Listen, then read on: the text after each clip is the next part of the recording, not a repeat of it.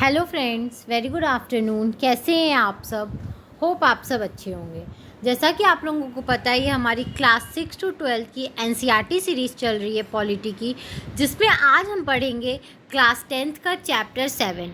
हमने class 6, class 7, class 8, class 9 और class 10th के 6 चैप्टर्स ऑलरेडी कंप्लीट कर लिए हैं। आज हम पढ़ेंगे चैप्टर 7। इसके बाद सिर्फ और सिर्फ हमारा सिर्फ एक चैप्टर क्लास 10 में बचा है। फिर हम अपनी क्लास 11th की स्टडी को कंटिन्यू करेंगे। तो अगर किसी ने भी मेरे वो चैप्टर्स नहीं देखे हैं तो आप मेरी प्लेलिस्ट में जाके देख सकते हैं। चैप्टर स्टार्ट करने से पहले एक छोटी सी इन्फॉर्मेशन देना चाहूँगी कि अगर किसी भी बच्चे को किसी भी सब्जेक्ट के क्लास 6 टू 12 के एनसीईआरटी के नोट्स चाहिए होंगे तो वो परचेस करने के लिए मेरा डिस्क्रिप्शन बॉक्स चेक कर सकता है। या आप यूपीएससी की प्रिपरेशन कर रहे हो, अगर आपको किसी भी स्टैंडर्ड बुक के हैंड रिटन नोट्स परचेस करने हो तो आप मेरा डिस्क्रिप्शन बॉक्स चेक कर सकते हैं। आज हम स्टार्ट करेंगे chapter 7, outcomes of democracy sorry कि हमारे जो डेमोक्रेसी है उसके आउटकम्स क्या क्या हैं, आज हम ये स्टडी करेंगे। How do we access democracy outcomes, हम कैसे जो डेमोक्रेसी के आउटकम्स हैं उसको एक्सेस करते हैं, देखते हैं, समझते हैं। ठीक है, तो इसमें बताया गया है डेमोक्रेसी बेटर बिकॉज इट, हम लोग डेमोक्रेसी को बेस्ट फॉर्म ऑफ गवर्नमेंट या बेटर फॉर्म ऑफ गवर्नमेंट हमेशा इसलिए बोलते हैं क्योंकि एक बहुत बड़ा रीज़न है। आप इस रीज़न्स को अच्छे से पढ़ना ताकि आप कभी भी आंसर राइटिंग कर रहे हो तो आपकी क्या हो, आंसर राइटिंग काफ़ी इम्प्रूव हो। प्रमोट्स इक्वलिटी अमंग सिटीजन्स, ये डेमोक्रेसी क्या करता है, जो हमारे सिटीजन्स हैं उनके बीच में इक्वलिटी लाता है। Enhances the dignity of the individual, ये एक पर्टिकुलर इंडिविजुअल की डिग्निटी को मेंटेन करके रखता है, उसकी रेपुटेशन को बरकरार रखता है। Improve the quality of decision making, कोई भी हो, चाहे गवर्नमेंट हो, चाहे पब्लिक हो, चाहे मीडिया हो, ये हर किसी के डिसीजन मेकिंग को कहीं ना कहीं से इन्फ्लुएंस करता है, अच्छा करता है। Provides a method to resolve conflict, अगर कोई भी कन्फ्लिक्ट है तो ये उसका एक सॉल्यूशन देता है कि आप कैसे उस कन्फ्लिक्ट को रिजॉल्व कर सकते हो, सॉल्व कर सकते हो।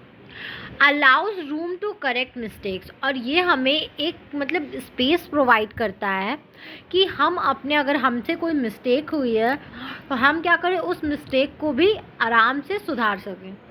Democracy is seen to be good in principle but fail to be not so good in the practices, हमें क्या होता है, जो डेमोक्रेसी के प्रिंसिपल्स हैं या जो डेमोक्रेसी के फीचर्स हैं वो सुन के हमें डेमोक्रेसी क्या करते, हमें बहुत अच्छा लगता है। ठीक है, लेकिन हमेशा डेमोक्रेसी प्रैक्टिस में अच्छा नहीं होता, अगर वो रियलिटी में हमेशा क्या होता है उस तरीके से अच्छा नहीं होता है।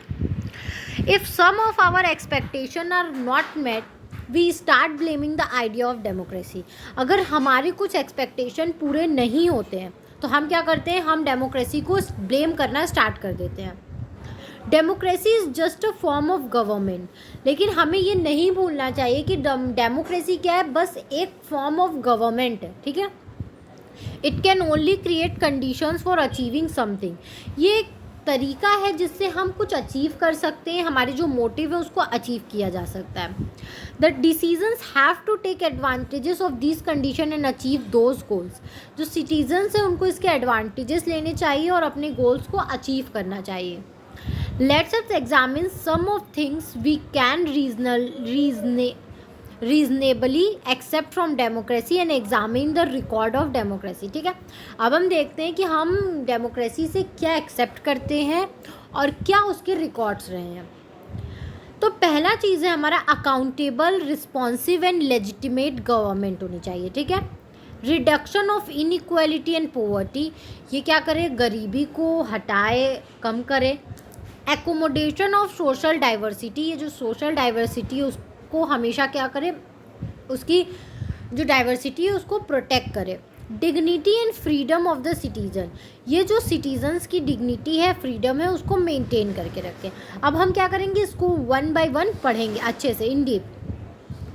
Accountable, responsive and legitimate government का मतलब क्या होता है, The most basic outcome of democracy should be that it produces a government that is accountable to the citizen and responsive to the needs and expectations of the citizen. ठीक है, ये इस type की डेमोक्रेसी है. इसका result हमेशा क्या होता है कि अगर ये हमेशा जो आम जनता है उसको जवाबदेही होती है. ठीक है, अगर इसने कोई भी काम किया है तो ये उसका जवाब हमारी जनता को देगी और जो हमारे सिटीज़न की एक्सपेक्टेशंस है उस पर हमेशा ये वर्क करेगी.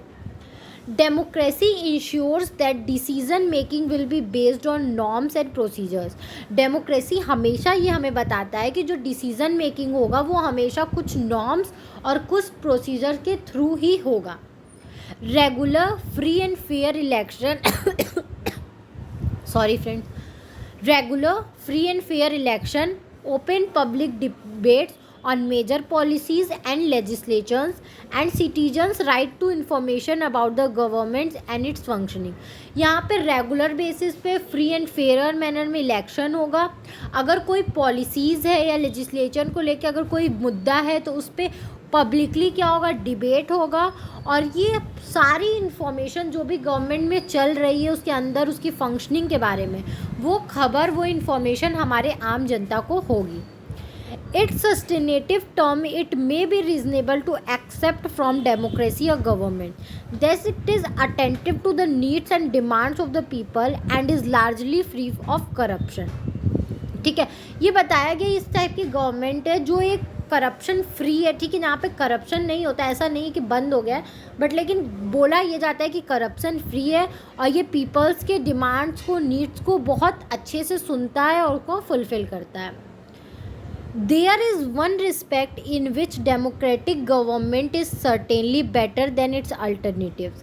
Democratic government is legitimate government. It may be slow, less efficient, not always very responsive or clean, but a democratic government is people's own government. ठीक है, हमेशा ऐसा नहीं होता है कि हम जैसा चाहें वैसा ही हो. ठीक है, हम मान सकते हैं ये कम है, ये एफिशिएंट है, ये हर टाइम क्लीन या रिस्पॉन्सिव नहीं होती है, लेकिन डेमोक्रेटिक गवर्नमेंट हमारी खुद की बनाई गवर्नमेंट होती है. हमें ये बात ध्यान रखना चाहिए. फिर economic growth and development expected है. इकोनॉमिक ग्रोथ एंड डेवलपमेंट हम क्या करते हैं, डेमोक्रेसी से एक्सेप्ट करते हैं. 50 ईयर्स में हमने देखा है 1950 to 2000 dictatorship have slightly higher rate of economic growth. ठीक है, हमने देखा है डिक्टेटरशिप जब से मतलब डिक्टेटरशिप के बाद से क्या हुआ है, इकोनॉमिक ग्रोथ काफ़ी अच्छी हुई है. Economic development depends on several factors, countries population size, global situation, cooperation from other countries, economic priorities adopted by the country etc, reduction of inequality and poverty. Economic जो डेवलपमेंट है वो हमेशा किसी एक फैक्टर पे क्या करता है, डिपेंड नहीं करता है. वो वहाँ की पॉपुलेशन पे डिपेंड करता है, वहाँ की सिचुएशन पे डिपेंड करता है, वहाँ की हिस्ट्री पे डिपेंड करता है, वहाँ की क्या प्रायोरिटीज़ है, वहाँ लोग कैसे कोऑपरेट करते हैं दूसरे कंट्रीज़ से. ठीक है, वहाँ पे गरीबी और इनइक्वालिटीज़ कैसे कम हो रही है, ये सब चीज़ों पे हमेशा क्या है, इकोनॉमिक डेवलपमेंट डिपेंड करता है. Reduction of inequality and poverty. Democracies are based on political equality. ठीक है, डेमोक्रेसी हमेशा क्या होती है, एक पॉलिटिकल इक्वालिटी को प्रमोट करती है. All individual have equal weight in electing representative. Her individual का क्या होता है, एक अपना और इक्वल राइट होता है. यहाँ पे राइट होगा कि आप अपने रिप्रेजेंटेटिव को इलेक्ट कर सकते हो. In actual life democracies do not appear to be very successful in reducing economic inequalities. लेकिन एक्चुअल लाइफ में जो डेमोक्रेसीज है वो क्या है, बहुत सक्सेसफुल नहीं है हमारी इकोनॉमिक इनइक्वालिटी को कम करने में. फिर हमारा अकोमोडेशन ऑफ सोशल डाइवर्सिटी का मतलब क्या होता है. No society can fully and permanently resolve conflict among different group. कोई भी ऐसी सोसाइटी नहीं है जो पूरी तरीके से या परमानेंटली किसी भी ग्रुप के साथ क्या करे, कन्फ्लिक्ट ख़त्म कर सके. Democracy is best suited to produce these outcomes, ability to handle social differences, divisions and conflicts. In this a definite plus point of democracy resigns, ठीक है। लेकिन इस क्राइटेरिया में डेमोक्रेसी बहुत अच्छे से सूट होता है, क्योंकि वो सोशल डिफरेंसेस को काफ़ी अच्छे से हैंडल करता है, उनके डिफिजन्स, उनके कन्फ्लिक्ट को काफ़ी अच्छे से क्या करता है, सॉल्व करने की कोशिश करता है। It is necessary to understand that democracy is not simply rule by majority opinion, ठीक है।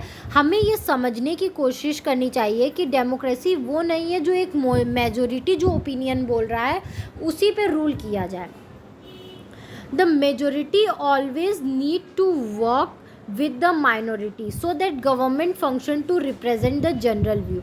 हमेशा जो मेजोरिटी है उनको ज़रूरत होती है कि वो माइनॉरिटी के साथ मिल के वर्क करें, तब क्या होता है, गवर्नमेंट फंक्शन का एक रिप्रेजेंटेटिव जनरल व्यू आता है, ठीक है। Majority and minority opinions are not permanent. जो मेजोरिटी या माइनॉरिटी के ओपिनियंस होते हैं वो कोई परमानेंट ओपिनियन तो होते नहीं हैं।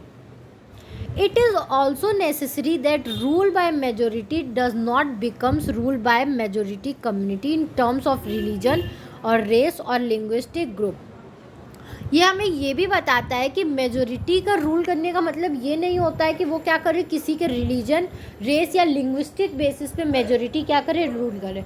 हमेशा हर चीज़ में इक्वालिटी बनी रहनी चाहिए। Rule by majority means that in case of every decision or in case of every election, different person and group may and can form a majority, ठीक है। इसमें बताया गया है मेजोरिटी का मतलब क्या होता है, मेजोरिटी की डिसीजन, ठीक है। मेजोरिटी के रूल करने का मतलब ये नहीं है कि क्या करें कि मेजोरिटी लिंग्विस्टिक, रेस और रिलीजन के बेसिस पे, ऐसा नहीं। जब कोई एक मैटर पे कन्फ्लिक्ट फंसता है किसी केस में, जैसे इलेक्शन में या कोई पर्सन ग्रुप में, तो क्या होता है वहाँ पे मेजोरिटी जो मतलब जिसको ज़्यादा वोट्स मिले रहेंगे उसको मेजोरिटी बोला जाता है, उसकी बातें मानी जाती हैं।